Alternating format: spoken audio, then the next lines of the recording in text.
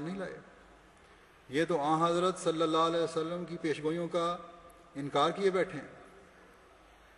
انہیں یہ نعمت کس طرح مل سکتی؟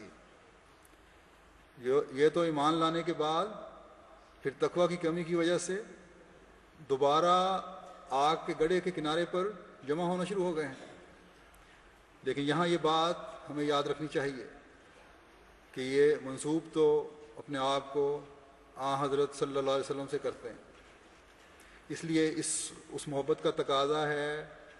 جو ایک احمدی کے دل میں آن حضرت صلی اللہ علیہ وسلم کے لیے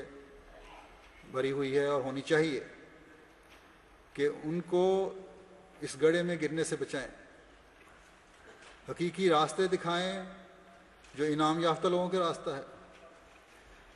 دوسرے ہمیں یہ بھی یاد رکھنا چاہیے کہ یہ نعمت جو اللہ تعالیٰ کے انعاموں میں سے ایک بہت بڑا انعام ہے، اس کی قدر کرنے والے ہم خود بھی اس وقت کہلا سکیں گے جب ہم اپنے بھی جائزے لیں، اور جائزے ہمیشہ لیتے رہیں، اپنے تقویٰ پر بھی نظر رکھیں، خدا تعالیٰ کی معرفت حاصل کرنے کی طرف بھی توجہ ہو،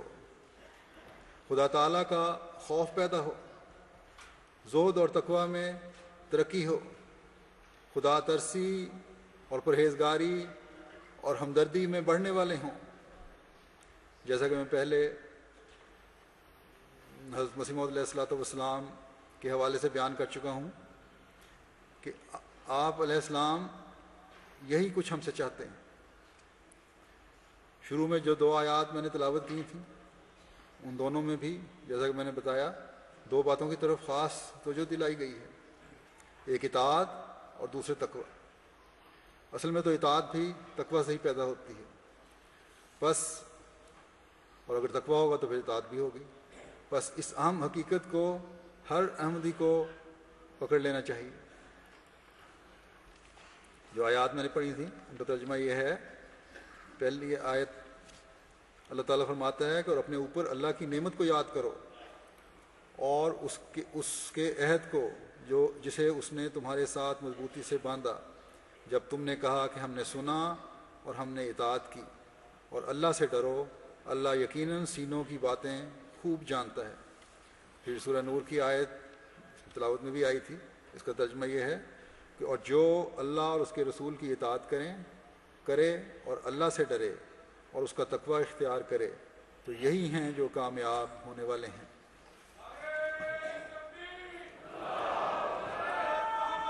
نعرہ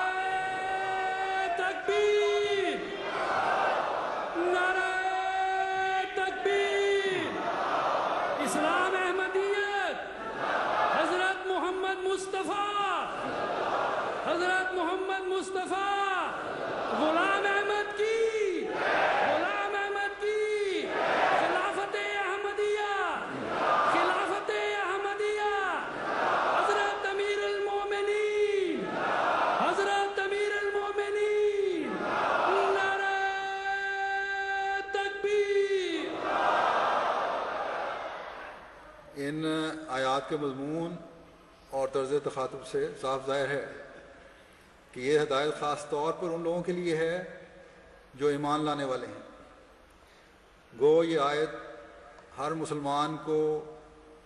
اس نعمت اور اس عہد کی یاد دلاتی ہے جو اللہ تعالیٰ نے آن حضرت صلی اللہ علیہ وسلم کی صورت میں مسلمانوں پر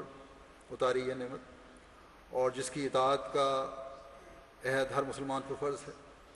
لیکن حضرت مسیح موعود علیہ الصلوۃ والسلام کی آمد کے بعد خاص طور پر آن حضرت صلی اللہ علیہ وسلم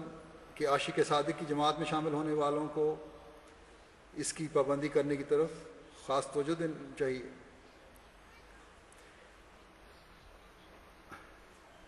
ایک نعمت 1500 سال پہلے اللہ تعالیٰ نے اتاری، اسے ہم نے قبول کیا یا ہمارے آباء و اجداد نے قبول کیا اور بڑی حفاظت سے وہ نعمت ہم تک پہنچائی،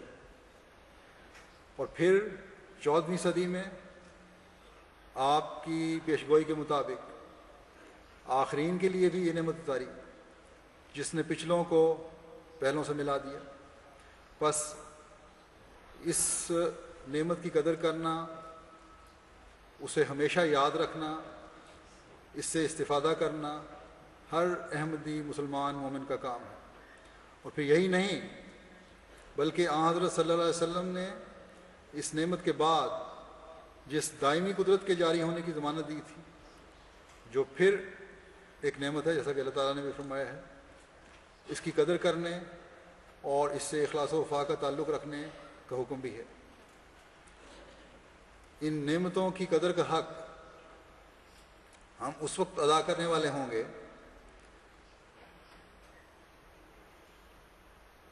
یا ادا کرنے والے کہلا سکیں گے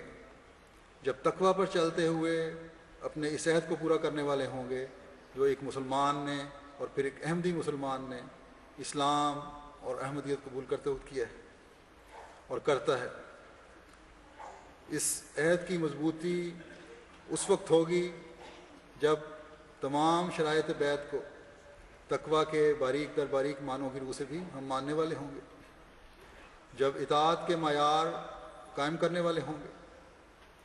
وہ مسلمان جنہوں نے اس زمانے کے امام کو نہیں مانا،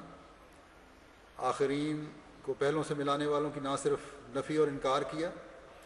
بلکہ استہزاء، ہنسی، ٹھٹھا اور بدظنی میں تمام حدوں کو پھلانگ گئے۔ اور وہ تمام لوگ جو ان دنیاوی خوفوں کی وجہ سے مسیح و مہدی کے انکاری ہوئے، اس اطاعت سے باہر نکلنے والے ہو گئے تھے۔ جیسا کہ میں نے پہلے بھی کہا کہ باوجود قرآن کریم پڑھنے کے اللہ کا تقوی ان کے سینوں سے نکل گیا۔ یہ خیال کرنا کہ علماء صرف ذمہ دار ہیں کہ ان کا کام رہنمائی کرنا تھا، جو نہ صرف انہوں نے نہیں کی بلکہ مخالفت پر بھی ابھارا دوسروں کو وغیر، اگر یہ جواب دیں علماء کے پیچھے چلنے والے، پھر ہم کیا کریں؟ ہم تو کم علم تھے یا ہیں۔ تو اس عذر کو خدا تعالیٰ نے قرآن کریم میں کئی جگہ رد فرمایا ہے۔ یہ عذر کسی کام نہیں آئے گا، یہ باتیں تقوی سے بعید ہیں۔ واتقوا اللہ کہہ کر اللہ تعالیٰ نے وارننگ دے دی کہ کیوں دنیاوی خوفوں کی وجہ سے تم نے تقوی سے کام نہیں لیا۔ اللہ تعالیٰ ان بھڑکانے والوں کے سینوں کی باتیں بھی جانتا ہے، اور اللہ تعالیٰ انہیں فرمائے گا کہ تمہارے سینوں کی باتیں بھی میں جانتا ہوں۔ بس یہ تو ہے ان کی بات جو انکاری ہیں، لیکن ہم جو حضرت مسیح موعود علیہ الصلوۃ والسلام کے ماننے کا دعویٰ کرتے ہیں، ہمیں اب کیا کرنا ہے؟ جیسا کہ میں نے کہا، تقوی کے باریک در باریک پہلوؤں کو سامنے رکھتے ہوئے اپنے عہد بیعت کو بھی نبھانا ہے۔ یہ عہد بیعت کیا ہے؟ یہ عہد بیعت وہ شرائط بیعت ہیں جو حضرت مسیح موعود علیہ الصلوۃ والسلام نے پیش فرمائی تھی۔ اس عہد کی مضبوطی تب ہوگی جب آپ کے دعوی مسیحیت اور مہدویت کے ساتھ اس بات پر بھی یقین رکھنے والے ہم ہوں گے کہ جو آپ نے فرمایا کہ تمہارے لیے دوسری قدرت کا دیکھنا بھی ضروری ہے جو میرے جانے کے بعد آئے گی۔ بس یہ جو بعض لوگوں کے ذہن میں ہے، اور اس کو میں کہتا ہوں کہ خناس سمایا گیا تھا، اور آج بھی بعض ایسی باتیں کرتے ہیں کہ ہم مسیح موعود کو مانتے ہیں، خلافت کی بیعت ضروری نہیں۔ یہ لوگ نعمت کے بھی انکاری ہیں اور عہد کو بھی توڑنے والے ہیں، اور نتیجتاً حضرت مسیح موعود علیہ الصلوۃ والسلام کی اطاعت سے بھی باہر نکلنے والے ہیں۔ بس تقوی پر چلنے والے اور نعمت کی قدر کرنے والے اور عہد کی پابندی کرنے والے اور اطاعت کے کامل دائرہ میں رہنے والے وہی لوگ ہیں جو قرآن کریم کے احکامات پر، تمام احکامات پر عمل کرنے والے ہیں اور نبی پر ایمان لانے والے ہیں اور کامل ایمان لانے والے ہیں۔